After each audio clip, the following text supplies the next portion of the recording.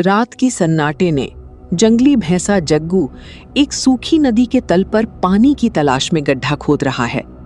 अचानक पहाड़ी के ऊपर से एक तेज नीली रोशनी चमकती है। हवा में चरचराहट की आवाज होती है, जैसे बिजली कड़क रही हो।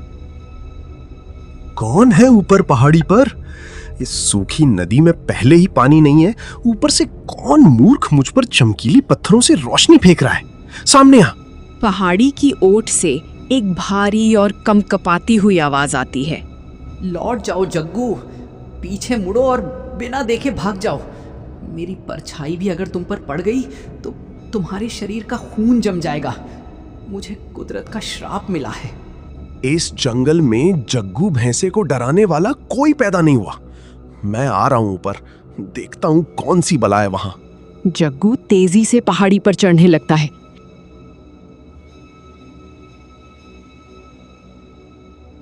जैसे ही वो चोटी पर पहुंचता है, झाड़ियों के पीछे से एक शानदार बर्फ की तरह सफेद घोड़ा बाहर आता है, लेकिन उसके माथे के ठीक बीच में एक विशाल सींग है। वो सींग किसी पिघले हुए नीले कांच जैसे है, जिसके अंदर से नीली बिजली की धारियां निकल रही हैं। अरे बाप रे, ये क्या है? तू घोड़ा है या पाताल लोक का कोई भूत? तेरे माथे पर ये एक अकेला सींग, और इससे बिजली कैसे निकल रही है? मैंने मना किया था जग्गू, मत आओ यहाँ। मैं एक यूनिकॉर्न हूँ। मेरे इस सींग की कड़क इंसानों की बंदूक से भी ज्यादा खतरनाक दिखती है, पर मैं... दूर रह मुझसे। तू कोई मायावी राक्षस है जो हमारे जंगल को भस्म करने आया है। बचाओ, कोई बचाओ। जग्गू डर के मारे अंधाधुंध पीछे भागने की कोशिश करता है, लेकिन उसका पैर एक बड़े पत्थर से फिसल जाता है। वो पहाड़ी से नीचे गिरता है और सूखी नदी के पत्थरों से टकराकर बेहोश हो जाता है। धीरू परेशान होकर नीचे उतरता है। हे भगवान, सब मेरा ये जादुई सींग देखकर डर जाते हैं और खुद का ही नुकसान कर बैठते हैं। अगर इसे यहीं छोड़ दिया तो रात के चीते इसे मार डालेंगे। मुझे इसे अपनी गुफा में ले जाना होगा।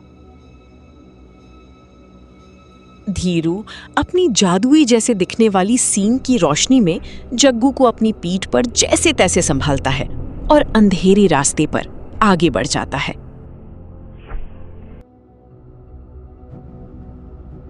गजब हो गया महाराज, अनर्थ हो गया। सुंदर वन का सबसे फुर्तीला जग्गू भैंसा रात से गायब है। क्या? बंटी गायब है? जग्गू भैंसा, तुम होश में तो हो? इस जंगल में किसी भेड़िए या लकड़बग्घी की इतनी हिम्मत कि मेरी सल्तनत से किसी जानवर को उठा ले जाए? महाराज, बात किसी आम शिकारी की होती तो मैं चुप रहता, लेकिन नदी किनारे जो निशान मिले हैं वो किसी आम जानवर के नहीं हैं। वहां की घास झुलसी हुई है, जैसे वहां कोई आग का गोला उतरा हो। आग का गोला? बकवास बंद करो चीकू, साफ साफ बताओ कि मामला क्या है। सच्ची महाराज, कसम इस मीठे आम की। वहां की रेत पर चमकीले रंग बिखरे पड़े हैं। ऐसा लगता है कि कोई जादुई शिकारी हमारे जंगल में घुस आया है। जादू टोना इंसानों के शहर में होता है, हमारे जंगल में नहीं। चीकू, तुम अभी इसी वक्त चीते और बाज की टुकड़ी को लेकर निकलो। मुझे बंटी का सुराग चाहिए। अगर शाम तक कोई खबर नहीं मिली तो मैं खुद इस मामले को देखूंगा। जो आज्ञा महाराज, लेकिन मेरा दिल कह रहा है कि ये रात का सन्नाटा किसी बड़े तूफान का इशारा है। गजराज हाथी अपनी विशाल काया के साथ खड़ा है। लाली लोमड़ी एक झाड़ी के पीछे छिपी हुई है। चारों तरफ सन्नाटा है, केवल सूखी हवा के चलने की सरसराहट आ रही है। कुछ अजीब है। हवा में जलने की गंध आ रही है, जैसी गंध तब आती है जब आकाश से बिजली गिरती है। तभी पहाड़ी के ऊपर एक तेज नीली रोशनी प्रकट होती है। धीरू यूनिकॉर्न धीरे धीरे नीचे उतर रहा है। ठहरो, तुम जो कोई भी हो वहीं रुक जाओ। तुमने मेरे जंगल के नागरिक जग्गू भैंसे को कहाँ छिपाया है? मुझे पता है तुम ही उसे ले गए हो। मुखिया जी, कृपया चिल्लाइए मत, मेरी आवाज सुनिए। मैं कोई आफत नहीं हूँ, मैं तो बस... चुप कर, दुष्ट बहरूपिये। घोड़े के भेस में तू कोई एक सींग वाला दैत्य है। तेरे सिर पर यह जलता हुआ सींग इस बात का सबूत है कि तू यहां तबाही मचाने आया है। मैं तुझे जिंदा नहीं छोड़ूंगा। गजराज अपनी सूंड उठाकर धीरू की तरफ तेजी से दौड़ता है। धीरू डर जाता है और पीछे हटता है। मुखिया जी रुकिए, मेरे करीब मत आइए, मेरे सींग की रोशनी बहुत तेज है। लेकिन गजराज नहीं सुनता। जैसे ही वो धीरू पर प्रहार करने के लिए अपनी सूंड उठाता है, धीरू घबराहट में अपने सिर को झटक देता है। उसके जादुई सीन से एक तेज नीली रोशनी का धमाका होता है। रोशनी इतनी तेज थी कि गजराज की आंखें चौंधिया जाती हैं। उसे चक्कर आता है और वो अपनी ही भारी काया का संतुलन खोकर जमीन पर गिर पड़ता है और बेहोश हो जाता है। नहीं, मैं यही नहीं चाहता था।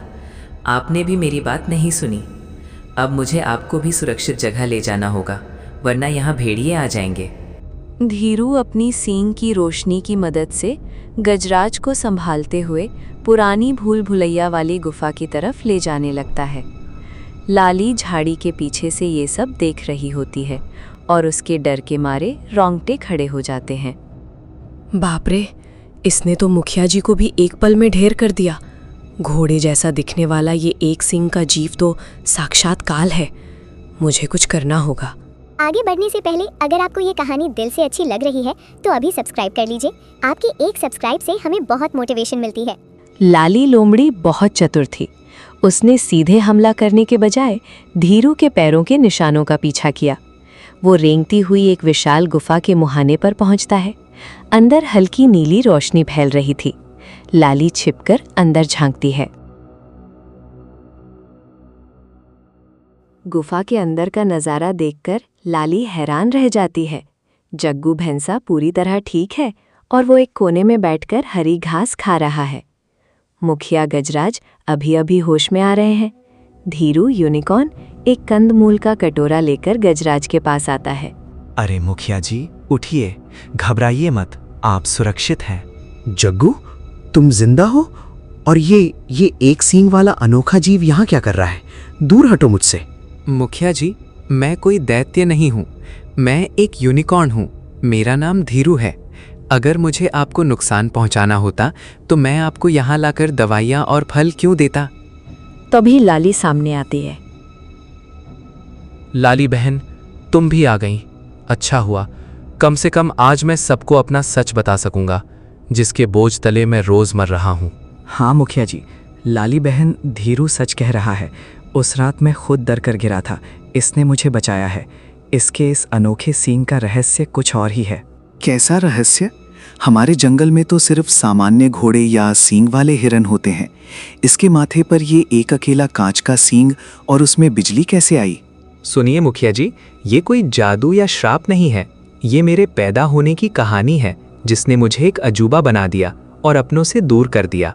मेरा जन्म इंसानों की कहानियों वाले गुप्त पहाड़ों में हुआ था, जहां हमारे जैसे यूनिकॉर्न रहते थे।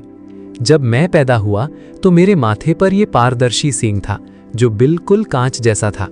हमारे कबीले के बाकी यूनिकॉर्न के सींग सुनहरे और शांत होते थे। पर इसमें ये नीली बिजली कहाँ से है? एक रात जब मैं छोटा था, हमारे पहाड़ों पर भीषण बिजली गिरी। मैं एक गुफा के बाहर था। वो आकाशीय बिजली सीधे मेरे इस कांच जैसे सींग पर आकर टकराई। मेरे सींग ने उस बिजली की पूरी ऊर्जा को अपने अंदर हमेशा के लिए सोख लिया।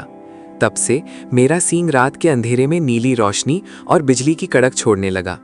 तो तुम्हारे कबीले ने तुम्हारे साथ क्या किया? उन्होंने मुझे विनाशकारी मान लिया मुखिया जी।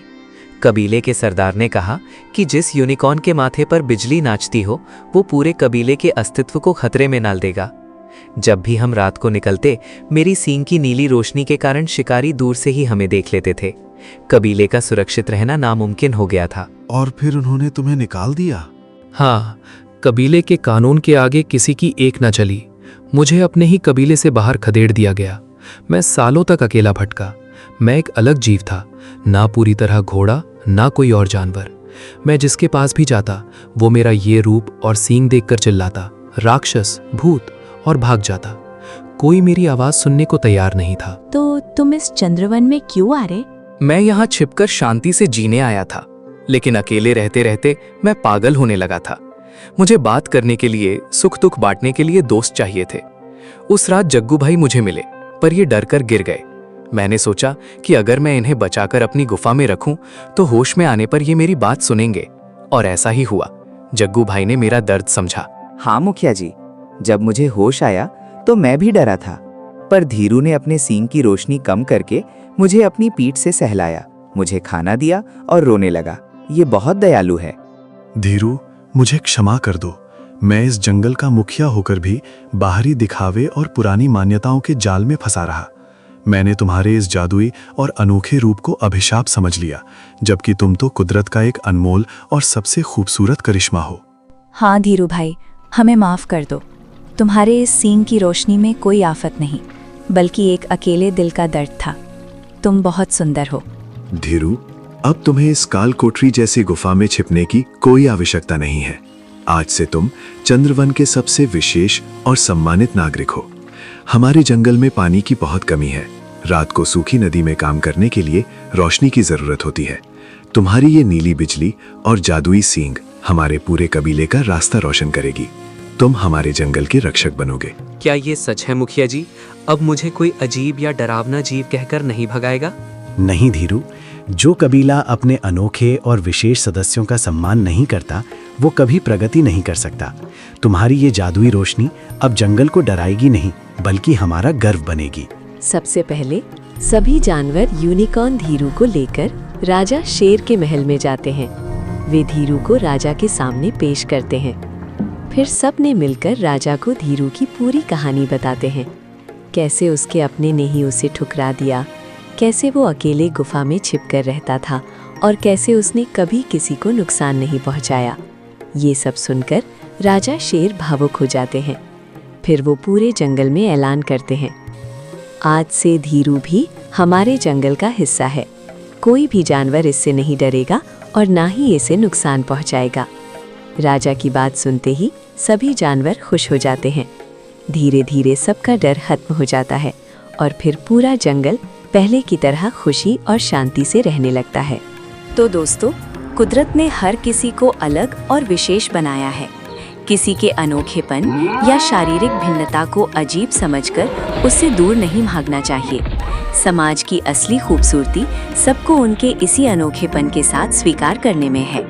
दोस्तों, हम रोज मेहनत करके आपके लिए कहानियां बनाते हैं, लेकिन कई लोग बस देखकर चले जाते हैं। अगर आप चाहते हैं कि हम हिम्मत ना हारें, तो प्लीज सब्सक्राइब जरूर करना।